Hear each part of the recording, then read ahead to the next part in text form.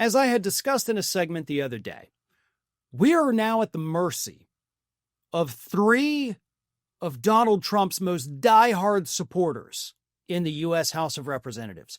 And those are three of the four Republicans that have decided to go with the Democrats to force the discharge petition, to force the full House vote on the release of the Epstein Files. And those three Republicans happen to be Marjorie Taylor Greene, Nancy Mace, and Lauren Boebert. You know, not exactly three people you ever want to have to put your faith in. Any one of them, again, they all love Donald Trump so much, could end up flipping. And of course, we have confirmation that the White House, according to reporting, I should say, has been pressuring these three women to switch back to the Republicans and let's not release those nasty little files. So we have to hope that these three Republicans, Greene, Boebert, and Mace, don't jump ship. Because if they do, if any one of them does, we're screwed. However, we now have a pledge from Marjorie Taylor Greene that she ain't going to switch. She's not backing down. She is not stopping. She is going to stay with the Democrats on this one issue and force the release of the Epstein Files. Here is what Greene told the New York Times. I told them, you didn't get me elected. I do not work for you. I work for my district. We aren't supposed to just be whipped on our votes because they're telling us what to do with that scary threat or saying we'll primary you or that we won't get invited to the White House events. I'm going to say this. Don't make me regret it. It's a weird phrase to come out of my mouth, but good job, Marjorie Taylor Greene. As painful as it is to say, no, for real, good job, Marjorie Taylor Greene. You're standing up to the White House. That's awesome.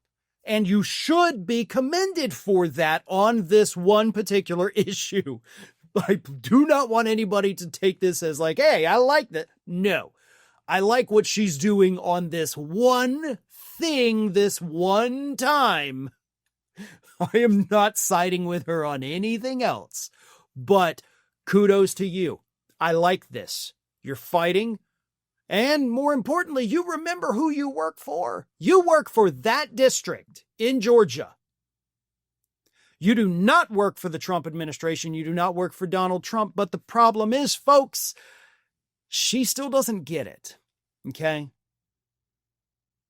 You got to take the sugar with the salt. And here comes the salt.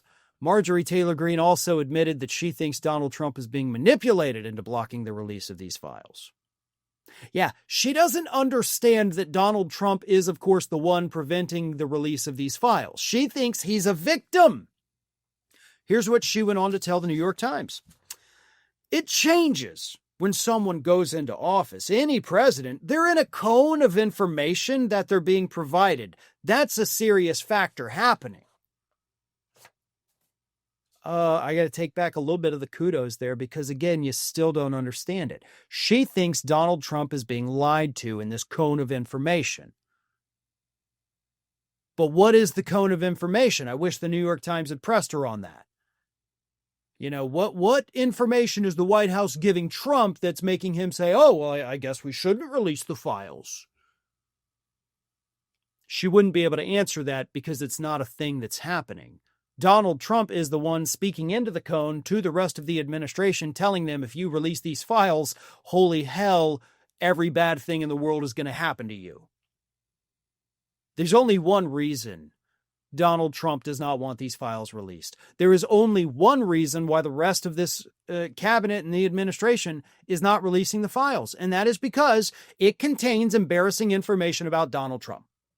Plain and simple, cut and dry. It has bad info about Donald Trump. And I'm not even saying he engaged in any of the activities.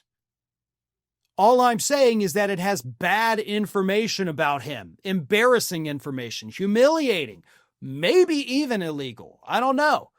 But we do know it's something pretty dang bad. So, Greene, I'm glad you're standing up to the White House, but you have to understand you're not standing up to the White House. You're standing up to Trump. He is the one doing this. He is the one behind it.